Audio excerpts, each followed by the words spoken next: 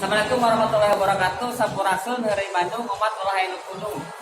Ngomongkeun budaya lebaran di urang sok aneh segala sayang baju anyar, sepatu anyar, handphone anyar, motornya kudu anyar. Padahal kudu di anyar mah hate kudu bersih.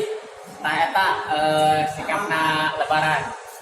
Makna Idul Fitri dikira sok disalahgunakeun. Anu teh puasa ngilu lebaran, anu cara puasa ngilu lebaran. Tapi sebenarnya Idul Fitri atau lebaran mah yang puasa mensucikan diri.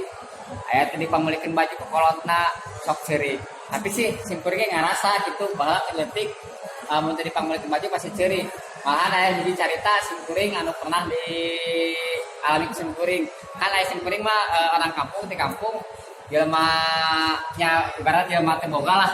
Kan bahala sok aya sepatu burung di zaman keuletik mah aya batu nu marake sepatu burung aya simkuring teu make kan kuring kan kecewa ciri eta ka indung teu boga ada boga duit bisa kapaksa tetangga saya di paling nyampurannya ke tangan ayeuna hampura nah baheula simkuring kete boga duit upami ayeuna mah insyaallah atos aya jeung aya jadi carita upami lebaran teh upami lebaran simkuring batur masa salaman ke letik baturan masa salaman ke letiknya ke letik ke salaman aya simkuring mah lain cing di imah di kamar keluar minta duit terus singkat cerita lebaran tiap lebaran kan batur mah dalahar kupat simkuring da teu beuki kupat mungkin kan nanti simkuring mah mungkin paling tumis aja kita kan jeung ulen aya simkuring teh beuki kupat lantaran dahar kupat simkuring mah sok